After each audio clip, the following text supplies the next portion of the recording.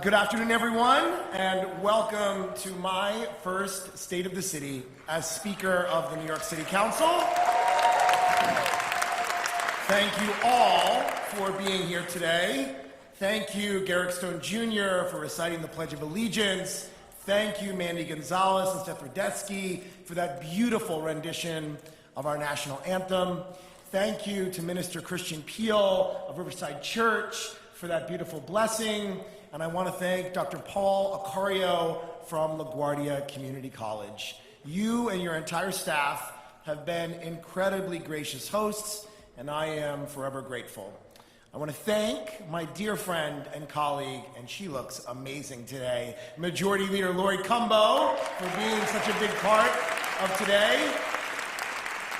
I am honored to work with you and all of my colleagues in the City Council. Thank you all for being here. To my mom, she made me cry before I came out here. I want to thank you, Mom, for that beautiful introduction and for everything that you have done for me. My mother is the most compassionate, kind, and empathetic human being that I know. She is also very, very humble. She didn't mention this today, but in addition to being an amazing mother to me and my sister Melissa, and grandmother to my nephew Van, she is also a homeless services provider in Salem, Massachusetts. She helps people. My mom helps people get back on their feet and live independently. And my mother talks about being proud of me, but nothing makes me more proud than telling people that I am Ann Richardson's son. So thank you, Mom. I love you very much. I also want to thank my amazing council colleagues who are here today. Really, thank you all. Thank you for being my partners and for the commitment and energy that you bring to our body. We have done so much in my first year as Speaker of the Council, and I am incredibly excited to keep fighting for the people of New York City every single day with all of you. I just want to say this up front. This will not be your typical State of the City address. I am not here to be typical. I am not going to tick off all of our accomplishments. The Majority Leader did a good job at that. I'm not going to propose 48 different solutions to 37 different problems. Of course, we have many challenges, and we will continue to address them together. But today, we're going to focus on one issue that is threatening the future of our city. Transit is the lifeblood of New York City, and it is in crisis. Whether you're well off or you're struggling, whether you work on Wall Street or on Main Street in Flushing, you have to get around. It's also what makes New York City an economic powerhouse. Why do businesses want to be here? Because we have millions of people at their disposal who can do anything from Broadway to biotech. You want a tax base that supports cops and firefighters, schools and libraries? None of that is possible unless you have an economy that's thriving. And our economy lives and dies on how people move around.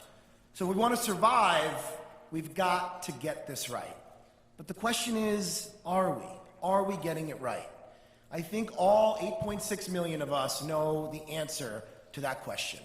No, we are not.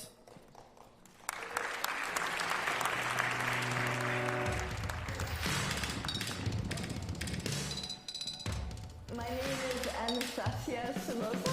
My name is Dominic Stiller. I live in Queens, New York. My name is Edgar. I ride my bike every day to my work. Bronx to Manhattan, Lower East Side, Frank's Bike Shop.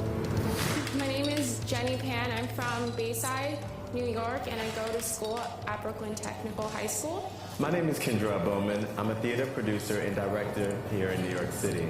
My name is Ann Felix, and I live on Staten Island. I wake up every day at 5:20 a.m. I leave my house about around 6-ish, and then I walk 5 minutes to the bus stop. I take the Q27 to Flushing Main Street, and then from there I transfer to the 7 train. At Court Square, I transferred to the G train, and it's about like a 15 to 20-minute ride from Court Square.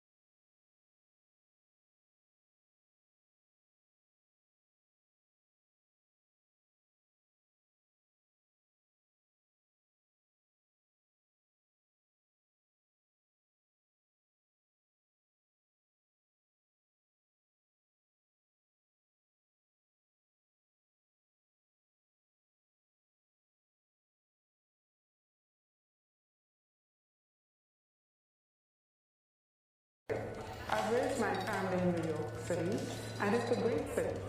And I'm very sure this is possible.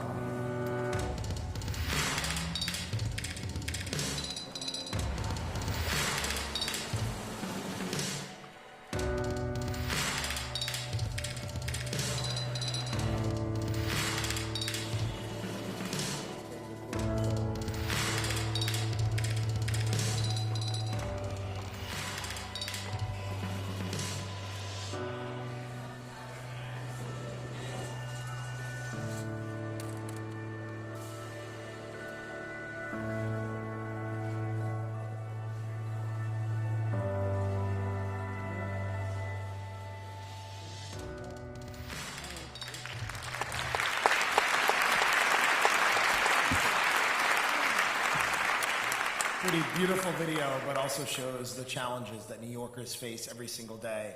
And so the question is, what do we do about it? And that's why I'm here today. We need to talk about how we are going to fix our transit system. Our transit system literally built New York City. And if you don't believe me, look around.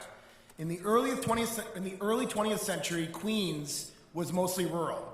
There were farms in Woodside and Corona. Jackson Heights was mostly dirt roads. Thompson Avenue, the street we're on right now, was known for bird hunting. Manhattan was where the jobs were, and that's where the people lived. They had to. They couldn't get around.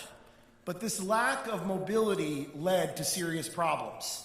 The Lower East Side was the most crowded neighborhood on the planet. People lived in tenement houses to be close to their manufacturing jobs.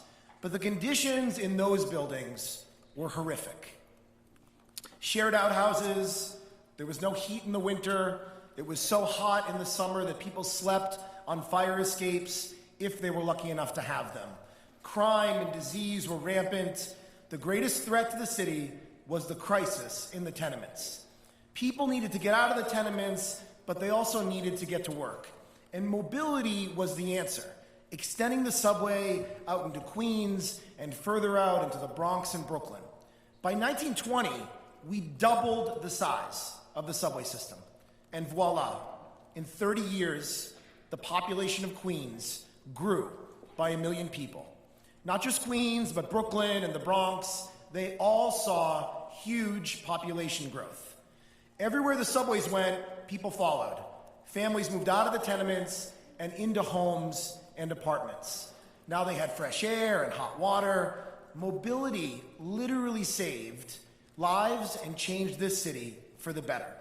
And mobility made New York City's economy boom.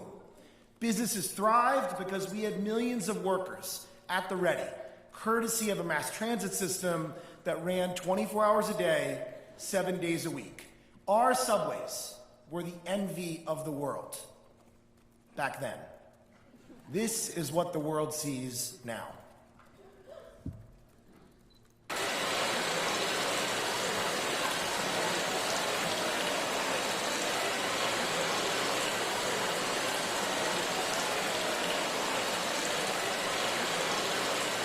We apologize for any inconvenience. Oy vey. Transit is at the heart of who we are as a city. And transit is at the heart of the crisis that we're in right now. But right now, I can't fix it. My hands are tied. The city doesn't control the MTA. The MTA is an authority that's controlled by the governor, but has its own budget, which is approved by a 17-member board with 4 mayoral appointees and 7 suburban county appointees, but 4 of them only get 1/4 of a vote. So technically it's a 17-member board with 14 votes, and I'm not counting the 6 non-voting members, but if I did, it would be 23 members, and the mayor gets a veto, but not on everything, just capital projects, and only ones in the city, so really it's not much of a veto, and the chairman who's appointed by the governor gets to cast 2 votes when it's a tie, but only he can only vote when he says so. You got all that, right? Yeah. I thought so. That's how I feel. Think of the rest of the public who only wants to get to work on time or to their college graduation. Like Jarek Marco Alcantara, the Hunter College student who missed his graduation because of delays on the E-train. A video of him stuck on the train in his cap and gown went viral. His fellow riders threw him a ceremony. Someone played music on their phone, people congratulated him and gave him hugs. Everything we are as a city is right there in that video. All of our frustrations, but also our compassion for one another. And I see it when I ride the subways. I saw it coming here this morning on the 7 train. I see the frustration all around the city. We also have the slowest bus system of any big city in America. It's faster to walk down 42nd Street than to take the M42. You wait 20 minutes for a bus, and then 5 roll up at the same time. The city's population is growing. The city's economy is growing. But subway and bus ridership is declining. Subway ridership dropped by 5% from 2015 to 2018. That's over 500,000 trips. Our decline is even worse when it comes to bus ridership. Ridership there fell by 15% from 2012 to 2018. This is a ticking time bomb.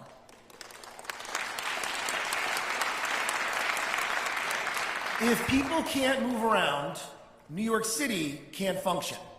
Today, New Yorkers are abandoning the system and getting into Ubers and Lyfts. Tomorrow, it's U-Hauls, and the businesses will follow. Why would they stay? We have to do something. Our future as a city is at stake. I see it, you see it, but no one is doing anything about it. Or I should say, no one is doing anything real. Another committee to audit the back office at the MTA, another series of press conferences, another panel of academics. These are Band-Aid solutions to mortal wounds. Enough. No more. We must take control of our destiny. We must have municipal control of our mass transit system. Now, I'm deadly serious about this. If you look at this, we've drafted a 100-page report, 104 pages on how to make it actually work. Detail by detail, finances, governance, bonding issues, everything that you can think of. We have laid it out. Taking control won't be easy, but it'll be worth it. I gave you a brief taste of how convoluted the decision-making process is at the MTA. And this is sadly a feature, not a bug. The confusion was built in, so the public wouldn't know who to blame. You know who they want you to blame? The women and men who work for the MTA. The women and men who run our subways and our buses, keep our stations clean, and keep us safe. Let's be serious. They are not the reason your commute is awful.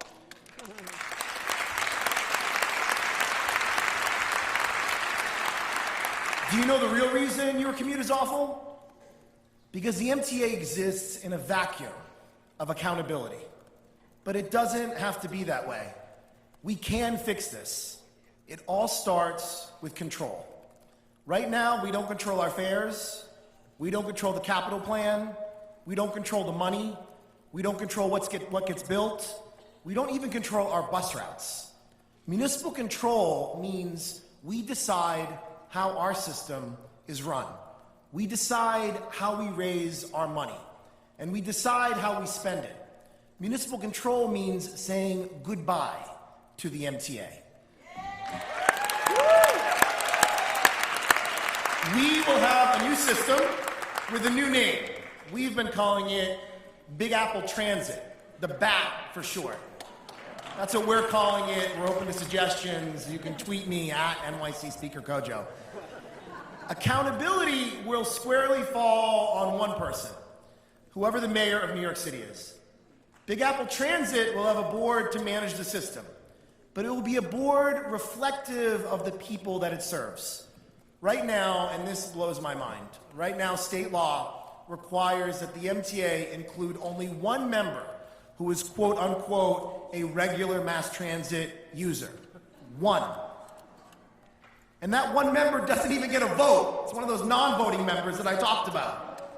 Trust me when I say all Big Apple Transit Board members will be New Yorkers.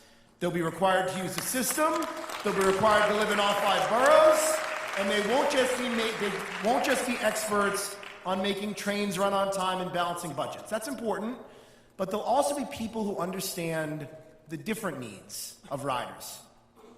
In addition to a strong board, we'd have council oversight and independent auditing. We'd put those checks in place because that's what riders deserve. It's their money. We'd recommend a new deputy mayor position. They would develop and oversee an integrated and cohesive transportation policy for New York City. We don't have that right now, which is crazy. One thing municipal control does not mean is turning our backs on the commuter railroads. Regional planning and coordination must continue, and we'll make sure that they're just as well off financially. So you're thinking, sounds great, but how are we going to pay for it? That, and is Corey Johnson completely insane?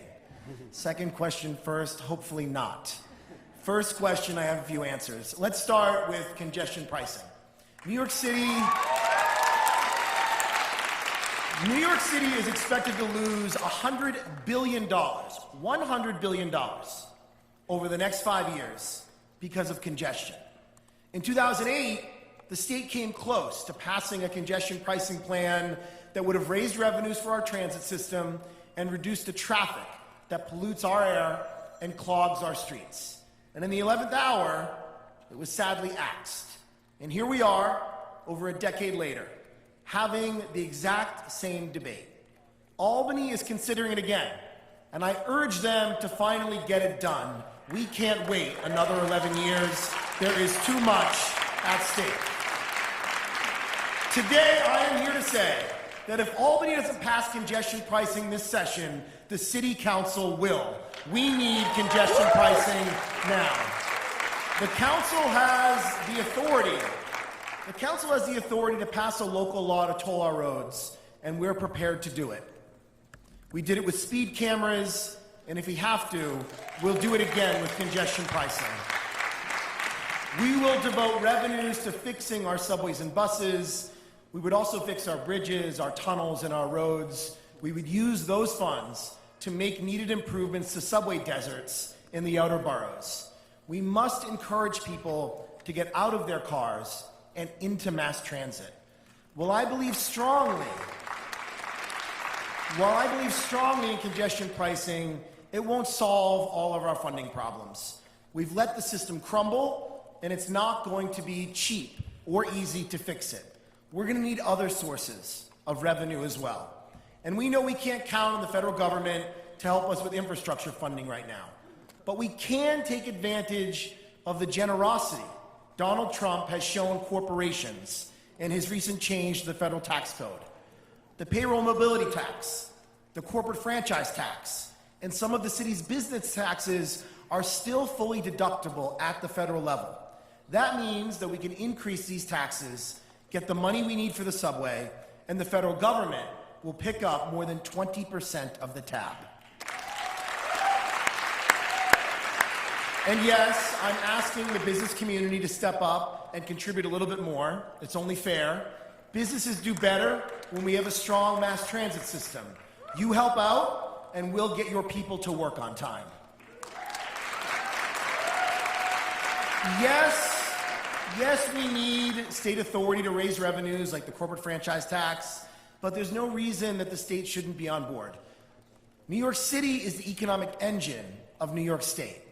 Our success is New York State's success. The state also needs to step up and help fund the system. And here's a simple way to do it. Right now, funding from the state isn't guaranteed. The MTA never knows how much it's going to get or when it's going to get it. That makes it difficult, if not impossible, to make long-term plans for the system's needs. Instead, the state should transfer a portion of the sales tax we already pay to Big Apple Transit. New Yorkers wouldn't have to pay more in taxes. And the system would have a dedicated and stable source of funding. It's a simple, logical solution. Give us greater fiscal independence, and we will fix the system.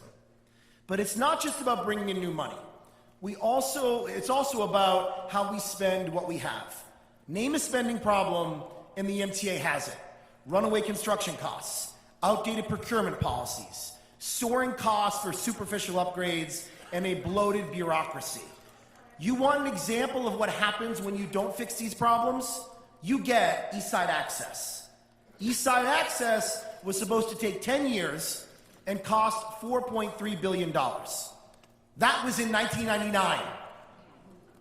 20 years later, we are far from finished, and the price tag is over $11 billion. It is the same story over and over again. No accountability, everyone can point fingers at someone else, and no one is minding the store.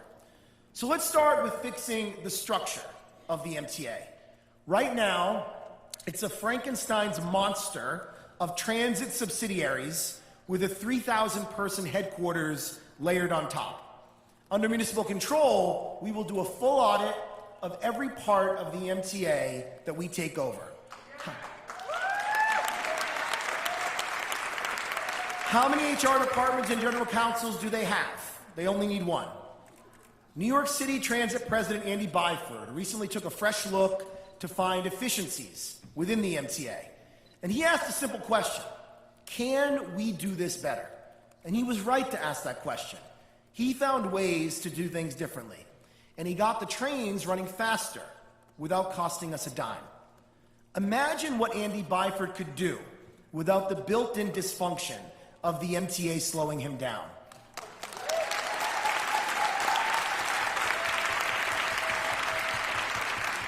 Now, earlier I talked about how building new subway lines basically saved New York City, but we don't even talk about real expansion anymore. It's too expensive to even entertain, and it will remain that way until we rein in construction costs. The Second Avenue subway cost $2.5 billion per mile. The average for the rest of the country and the world, less than $500 million. Adding a single mile of subway track in New York City costs the same as sending a rover to Mars. New York City is different, but we are not Martians. Right now, capital project management is so dysfunctional that the MTA isn't even at the table when our contractors negotiate wages and work rules. They just sign the checks. To truly lower costs, we need everyone to come to the table and have real talks. The Big Apple Transit, developers, contractors, and the women and men of labor. Let's talk about the capital budget. Let's talk about the capital budget. The MTA process is literally designed to deflect accountability. It's usually late, and no one, including the MTA board, sees it until it's already done. Then a different board has 90 days to take it or leave it. A different board because this isn't complicated enough already. That board is made up of representatives from the governor, the mayor, the Senate Majority Leader, and the Assembly Speaker. It sounds important, but they can't do much to make it better. There's no opportunity to change the capital plan in no meaningful way to actually discuss it. And this is how disasters happen. This process needs to be fixed from the ground up. We need to be looking 10 years ahead when we're making capital budgets, not 5 years, which is the way the MTA does it right now. These are highly complex engineering and infrastructure projects that require a long-term vision. But New York City, our city, barely has a seat at the table. We give our tax dollars, our subway and bus fares, we make direct contributions to the MTA, we pay for the majority of the MTA's operating budget, we support billions of dollars in capital spending, we heavily subsidize the entire system, and what do we get for it? 4 seats on a 17-member board and virtually no say about where our money is going and how the system is run. And that's the problem here. It will never be in the best interests of any governor to put the needs of New York City above the needs of the rest of the state. No governor. But it will always be in the best interests of any mayor to protect New York City. Does anyone think that a mayor of New York City would hand over $5 million of our subway money to a couple of upstate ski resorts? Can you imagine the headlines?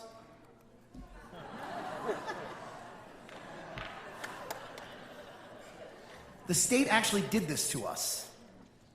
They took $5 million of MTA funds and diverted it to 2 upstate ski resorts that didn't do well that winter. And it wasn't the first time we were used as a piggy bank. And mark my words, it won't be the last. So we need control of the system. We need to be ranking our priorities and explaining to the public how spending their tax dollars will actually help them. Under municipal control, we'd have an actual budget process, not a plan dropped down from on high that we're expected to take or leave, no questions asked. And bringing the subway's capital budget into the New York City budget process means there would be real scrutiny and real accountability. We would hold public hearings and have an actual debate about the best ways to invest in the system. We'd also need to take a look at fares. When the subway first opened in 1904, the price of a fare was 5 cents. With inflation, that would be about $1.40 today. Instead, we're at $2.75 a swipe and rising. Why is this? Because when the MTA needs funding, it turns to riders to bail it out. The riders are not the only ones who benefit from our system, and they shouldn't bear so much of the responsibility for keeping it afloat.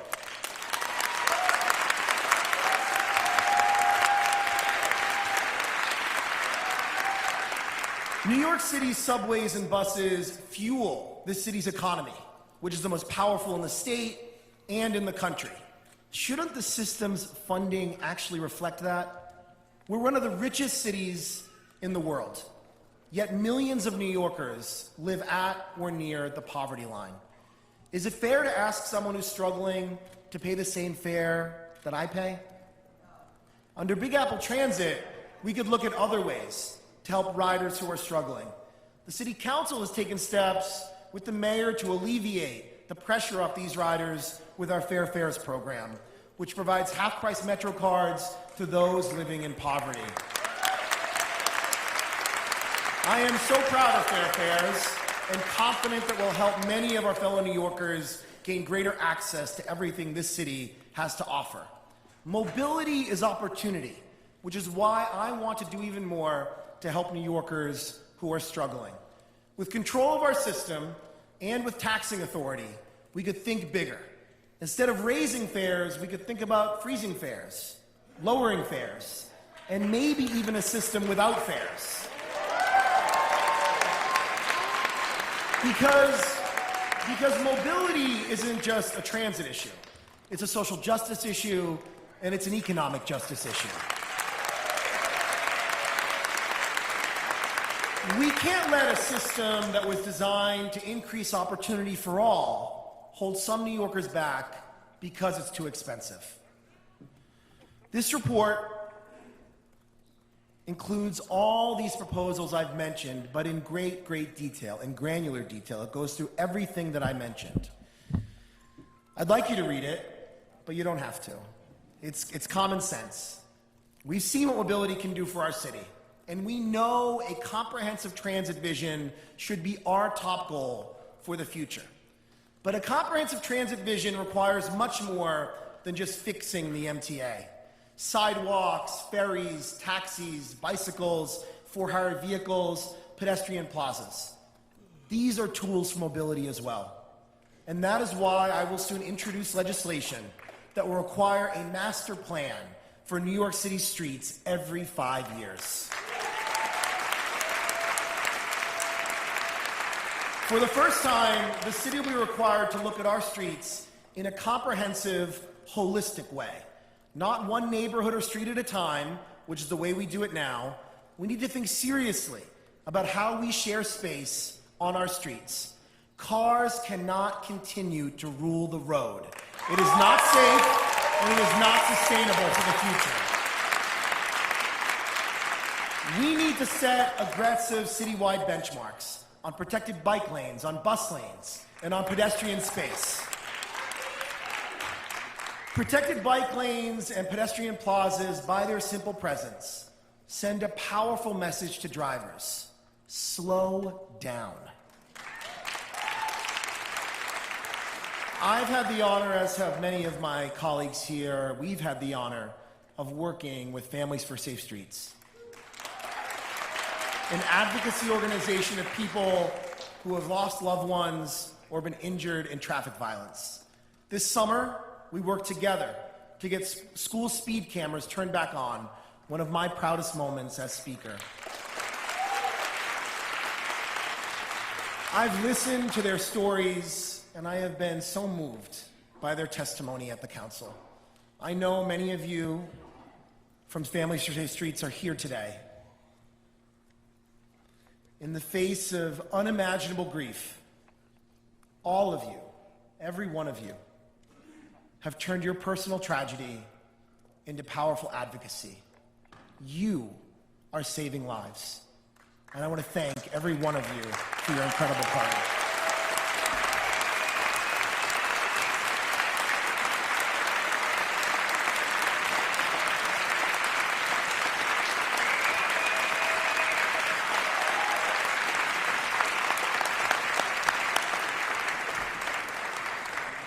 I see Amy Cohen and Mary Beth Kelly and Joan Dean, and I'm sure there are others. Thank you all so much for being here. In New York City, someone dies in traffic violence every 1.8 days. These are not accidents. Every single one of them is preventable. Smart street design saves lives. We need to make our streets safer. We need to finally break the car culture in New York City. And when we make our streets safe, we make our streets better. We know this, but we're moving way too slowly. We need at least 50 miles of protected bike lanes a year, real protected bike lanes. We need to dramatically increase the amount of pedestrian space that we create. We need every bus route to have lanes that are enforced with cameras or physical barriers. Giving our streets back to people is good for business, it's good for the environment, and it's good for all New Yorkers. I talked about how important our buses are. While the state controls the bus system, we as a city have authority over the streets they run on. And with this master plan, we can make buses a priority. There is no reason not to. A bus with just 7 passengers is better for the environment than a private car. And we have the technology to speed up bus times, but we're barely using it. Transit signal priority improves bus speeds by reducing the times buses are stopped at red lights. There are 325 bus routes in our system. Do you know how many have transit signal priority right now? 12. Is it any wonder that people are fleeing mass transit? Under the master plan, we will install transit signal priority on every single bus route by 2030. We also need to make our city more accessible. Only 118 out of our city's 472 subway stations are accessible, and many of those are plagued with broken elevators. There is a human cost to this. Think of the video we just watched. You all saw Anastasia Somoza, the City Council's community liaison for disability, civil, and human rights. The stories she tells about navigating our subways every day are heartbreaking and infuriating. A ride that should take 20 minutes can take 1 or 2 hours. This is unfair to her. She is busy. She has a career. She's writing a book. She doesn't have time for this nonsense. Seniors and those with disabilities account for well over 1 million people in this city, and we are currently failing them. The council has looked at this issue, and here's something we will do to increase the number of accessible stations in our system. Over 300 subway stations that are not accessible are located near land that is underdeveloped. The council will require every one of these sites to consult with the MTA or Big Apple Transit to evaluate the potential for station accessibility upgrades at that site. But why stop there? If there are other critical station improvements, we will offer a density bonus in exchange for helping to make these investments. We have to better coordinate our growth as a city with our transit needs. In the coming weeks, we'll be developing a zoning proposal to put this idea into action, and this could be a game changer. But our accessibility crisis goes well beyond our subways. Our streets are often impossible to navigate for people with disabilities. So we need to make every single intersection with a pedestrian signal accessible by 2030.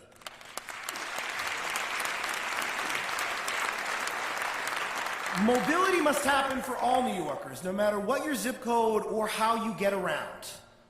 I realize that making big changes isn't always easy. Right now, we see a lot of resistance from communities when we begin the street redesign process. The city isn't always able to articulate why any one street redesign is necessary for the greater good. How could they? We do it piecemeal. There is no citywide planning vision. The city pits neighbor against neighbor in long, drawn-out battles. These fights impede progress, and they end up making everyone furious. No one wins, no one is happy in the end. Instead of feeling like you've gained something, faster buses, a pedestrian plaza, a protected bike lane, people feel like the city has arbitrarily rammed changes through their neighborhood. And I'm not kidding myself here.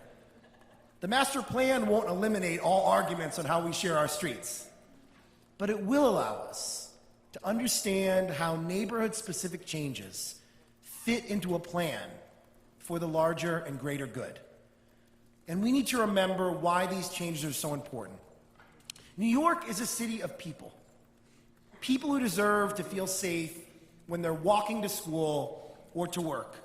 People who deserve to spend more time at home with their families and less time commuting. Now, you all saw Ann Felix, that amazing, wonderful woman in the video who was knitting on the Staten Island ferry. She commutes from Staten Island to the Bronx and back again every day. It takes 4 hours every single day. You saw Edgar Richardson, who loves bikes and wants safer streets. I'm with Edgar. I believe with all my heart that a comprehensive transit vision combined with municipal control of subways and buses will take us as a city where we need to go. This is a progressive issue. It always has been.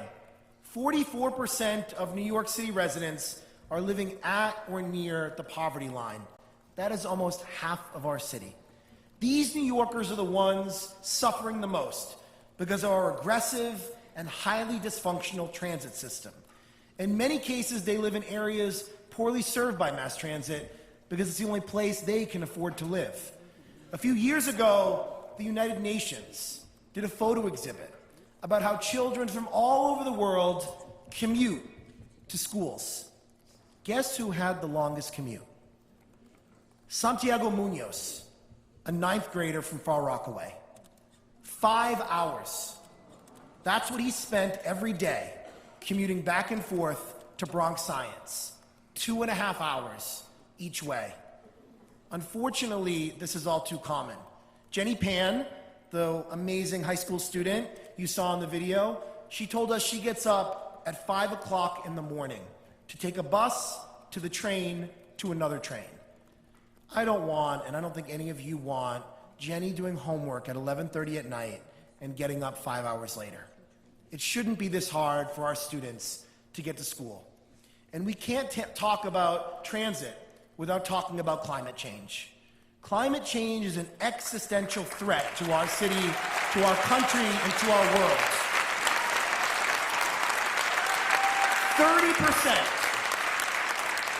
30% of New York City's greenhouse gas emissions are caused by transportation, and 83% of that 30% are caused from private vehicles. But people are leaving subways and buses currently because of how dysfunctional our system is and getting into cars. That should keep you up at night. If you believe in science and you believe that climate change is real, join me in this fight. Let's get people out of private cars. Let's break the car culture. We have been living in Robert Moses' New York for almost a century, and it is time to move on.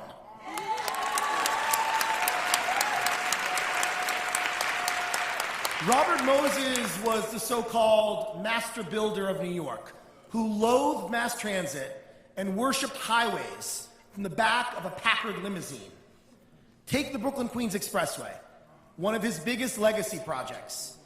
Its construction ripped Brooklyn apart and destroyed working-class neighborhoods.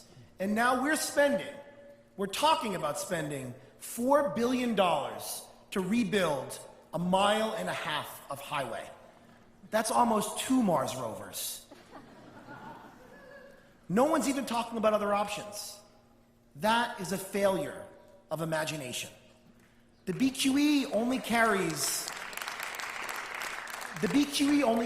150,000 vehicles a day. The Lexington Avenue subway line carries more passengers than that in a morning rush hour. We need to take a fresh look at the BQE problem. We shouldn't assume that the best way forward is the old car-centric way. But we can't change the past, but we can make choices that will lead us to a better future. Now I know some will say all of this is too ambitious, you'll never get it done. We need to change the way we think about big problems. I'm not here to complain and point fingers. I'm here because I love the subway. The subway is where New York happens. I'm here to show you why we're in crisis and the crisis that we're in right now. To show there's another way. We know what happens when we don't invest in the system. It's called the 1970s. We can't keep moving from crisis to crisis, making little changes to a system that is not working, especially when a better option is out there. State control is not working. The way we plan our streets is not working. We can talk about the best way to fix this, but we actually have to start the conversation now. If you think solving our transit crisis is too hard, look around here when you leave today. Take a look at Queens, look at Brooklyn, Upper Manhattan. The subways built that. New Yorkers built that. Immigrants built that. We are the greatest city in the world. We have the Lemon Ice King of Corona, Amateur Night at the Apollo, the Cucha Frito spot on 188th Street, the Mermaid Parade. We have 4 Chinatowns, 2 Koreatowns, and 2 Little Italies. We gave the world Barbra Streisand, Spike Lee, Mos Def, and J-Lo. We built the greatest subway system in the world. We built the Brooklyn Bridge, the Empire State Building. We rebuilt Lower Manhattan. We're the city of Stonewall, the Harlem Renaissance, the labor movement, the Statue of Liberty, the Canyon of Heroes. We are the greatest city in the world. We can do this, New York. Let's do it. I love you, Mom. Thank you all very much.